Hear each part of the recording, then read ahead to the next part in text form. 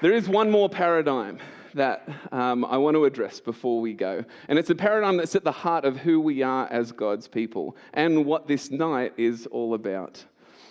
Sometimes I think of Christian denominations like the groups in a high school playground. So you've got the cool group, Pentecostals.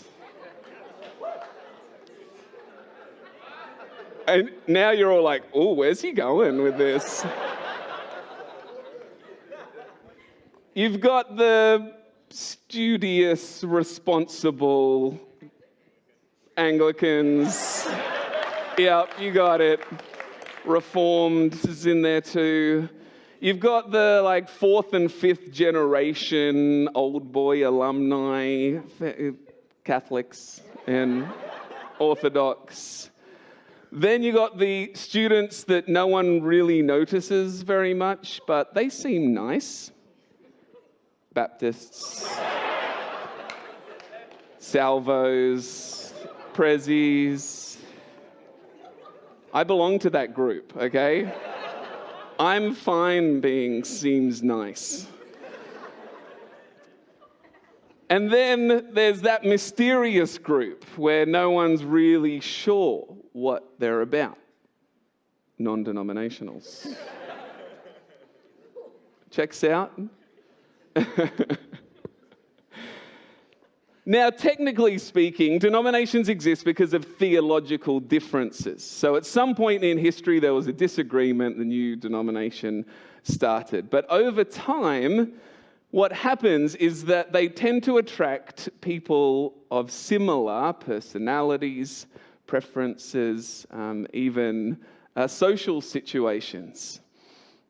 And it's an established fact of human nature that we do gravitate towards people who are like us. So whether it's Christian denominations or groups in the school playground, that is still true. And I think it's also clear, though, when you look at the denominations, that we also see a difference in emphases of gifting. So let's play another game. When you think of Pentecostals, right? Worship, prayer ministry. If you think of Anglicans or Reformed, teaching, apologetics. If you think of Catholic and Orthodox, historic tradition and liturgy. If you think of Baptists, Salvos, Prezzies, social justice, community aid. Now, every church and every denomination does all of those things to some extent, but I do think we can see that there are different emphases happening there. The Apostle Paul described the church as one body, with one hope, one Lord, one faith, one baptism, one God and Father over all. That's the reality he described. And that in that one body, God gives different gifts of grace to every member, so that everybody, apostles, prophets, evangelists, pastors, teachers, encouragers, givers, people with great faith, people with great mercy, healers and helpers, they all serve one another in love so that everybody together is built up in unity and maturity of faith and equipped for works of service. It's a beautiful picture, unrivaled by any other religion or organization or social movement in our world today. It's also not our current reality. When I think of those groups in the school playground, what I see is something like this.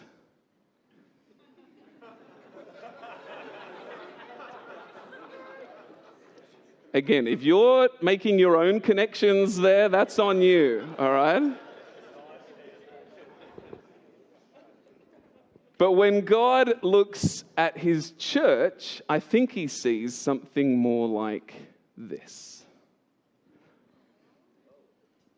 And the Christian church has been in this dismembered state for so long that we've developed habits of independence and self-sufficiency, where one part says to the other in practice, if not in actual words, I don't need you. We're fine as we are. We'd rather just keep doing what we've been doing, which is the exact thing the Apostle Paul said we should not say to each other. Our divisions hurt us. It limits our spiritual maturity. It limits our effectiveness to do the works that God has prepared for us. And we also see in John 17 that it impacts our witness to the world.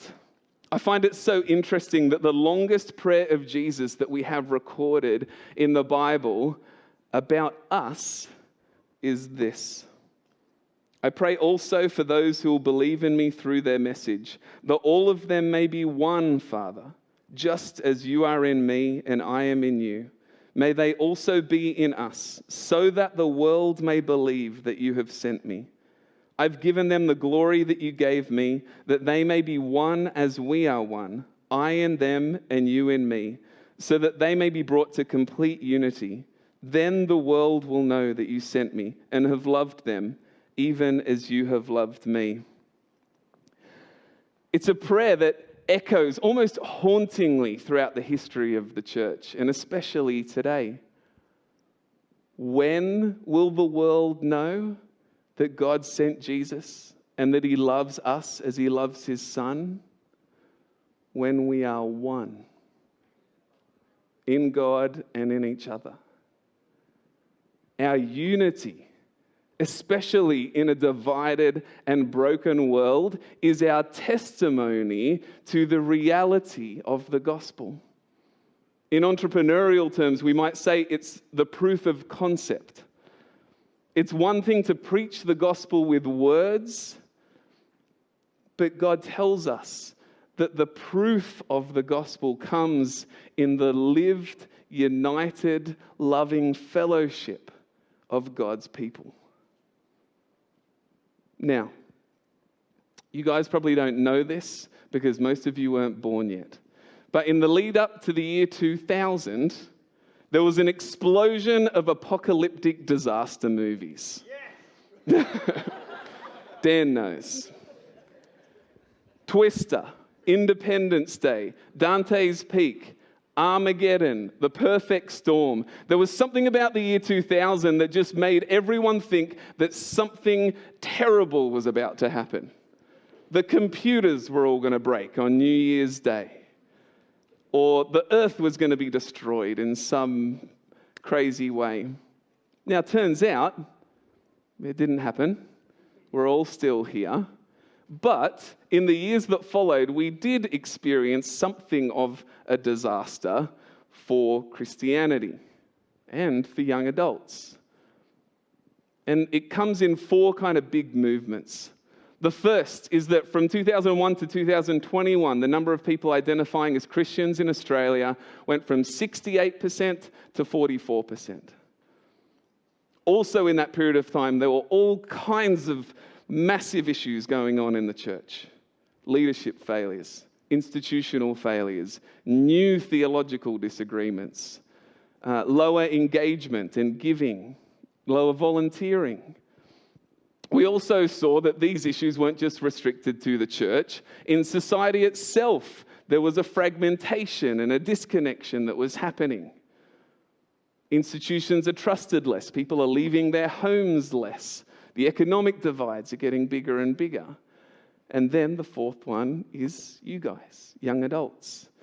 This period between finishing school and becoming an adult that everybody knows is getting bigger. People are getting married later, having kids later, moving out later, getting into careers later. But no one in society or the church can seem to figure out what exactly we can do about it. So if it feels like we're living in a kind of perfect storm at the moment, then I think it's because we actually are. But in that perfect storm, I believe we can find some positives, especially from a spiritual perspective. Because of Christianity's decline in our country, Christians are having to let go of our reliance on the use of political power, which then drives us to real power, because of all the issues in the church that have affected every denomination, I think we're sensing a greater humility in our attitudes towards each other. Because of the fragmentation and deconstruction of our society, I think we're seeing a renewed hunger in non-Christians for answers and for hope. And because no one seems to know what to do about young adults, we have an opportunity to do something new, something different from what's come before. I started 360 Faith this year because I'm very convinced that we're in a challenging time at the moment as Christians in our country. But I also passionately believe this is a moment of huge opportunity. Not just in the circumstances of what's going on around us, but because of what God is doing in people's hearts. I see in young adults a supernatural desire for unity, a desire to connect with other Christians beyond church and denominational walls. I see that. It's happening. God is already stirring something in his people. And when he called me out from my role at CBC last year, it was with that vision in mind that he was doing something, he's beginning something. And he was calling me to play some part in that, which is pretty exciting. I know there's a hesitancy when it comes to churches working together. Some things have happened in the past and they weren't great. Some people have been burnt by it. But I believe there's so much potential in our unity, and I also believe it's commanded of us to seek it. So who cares if past generations had a hard time? It's our turn. And I know some of you guys, many of you will probably know about the one body worship thing, and I think it's awesome that Christians are wanting to come together in worship. That's a really amazing thing. But I also believe we can go beyond that. I think we can come together in our discipleship. Remember the words from the scriptures I talked about before: unity, maturity, that's discipleship, service, witness. That's what we're called to do together. And I believe we can, especially as young adults, where the rest of the church and the rest of society is going, I don't know. We have a moment to go, well, how about this? How about we don't just keep doing stuff separately in our churches, in our denominations? How about we come together, share our gifts with each other, learn to partner with each other so that we can become the people and the church that God's called us to be. Tonight has been a little glimpse, just scratching the surface of what we could do together. I called this 360 Faith because things need a name, and that seemed like a decent one. But the idea of 360 is about wholeness, the whole church, whole life, whole perspective, whole person, whole kingdom. Tonight we've heard some stories from real life Christians, but there are so many other ways we could go with this. We could have events where we're inviting Christians who are specialists in certain areas of society, technology, education, finance, design, art, whatever it may be. We could get the young adult pastors and ministers and leaders of our churches to do mini sermons so we get to experience their ministry together. We could have young adults come and share your perspectives on faith so that you can all be encouraged. It could be an evening. It could be a number of evenings. It could be a whole day. It could be many things.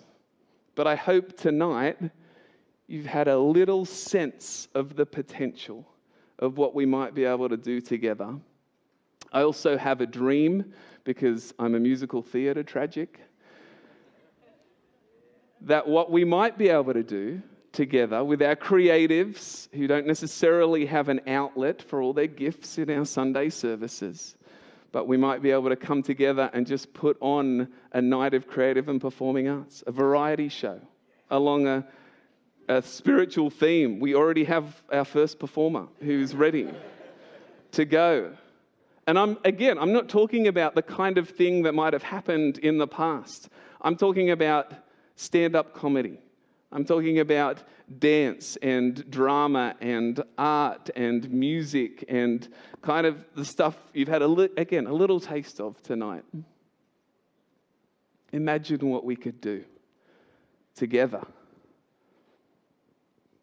Because I believe that is what God is calling us to. And I get excited when I think about it. And looking at you guys here tonight, when I first had this event in mind, I was like, oh my gosh, what if no one comes? But God's faithful. And again, this isn't about me and what I'm doing. This is about what God and what He is doing. So why don't we see where it goes?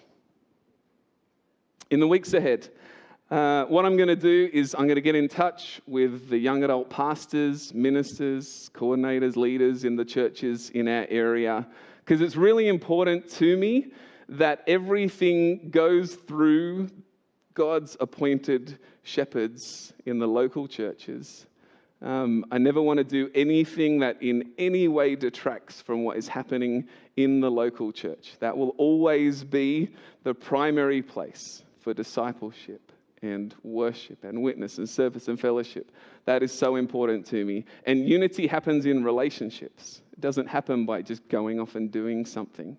So I'm going to be chatting to your leaders and I'm going to be asking them, what do you think? How's God speaking to you? What do you think we might be able to do together next year? But also want to ask for your feedback as well. On the program there's a little QR code that'll take you to a feedback form, has 5 questions on it. And what I want to invite you is to say, well, how's God speaking to you about this? What would you like to see next year? What ideas do you have about how we might be able to come together as God's people? What gifts do you have? You might be able to contribute to that process. So I'd love it if all of you could jump on there and give your feedback. And you can also, put your email there, stay in touch with what's happening, or we'll see what God does in the future. I've also been meeting with leaders of young adult ministries outside of this area, in different parts of Sydney, in Wollongong. And so again, I'm just going to keep moving forward and asking God, what do you want to do here? But it's exciting. Even a few months ago, there was a combined churches young adult worship night in Wollongong. Things are happening. God's doing things already. So there are some of the next steps that will happen in the weeks ahead. But what I really want to ask us together, is, are we willing to try? And just as Brian talked about, just saying yes to what God says. The reason why I'm standing here tonight is because God, I believe, called me out of my ministry in the local church and said, hey, can you just do this? Just try. Just be willing to try. And so I've taken a step. In over 20 years of ministry, I've learned that my spiritual gift is making new stuff happen. It's not officially in the list, but this is a first step, a glimpse, a vision of what God might be able to do. The next steps will be up to you. Because I don't want to do anything that God's not in, that pastors and ministers aren't on board with, and that you guys yourselves don't want. But if God is speaking to us, as I believe He is, then I believe He's calling us to take another step and to try something else, to move forward together. And I believe as we do that, we will see the power of our unity. And not just we will see it, the rest of the church will see it. The rest of the world will see it. Because that's what God has promised happens when his people are united in him. Thanks for being here tonight. Thanks for not making this an empty room for me to speak to. There are some donuts, some drinks out there in the foyer for you afterwards. Please enjoy the time of fellowship with each other. Introduce yourself to someone you've never met. Make the most of it, and we'll see what God has for us in the future.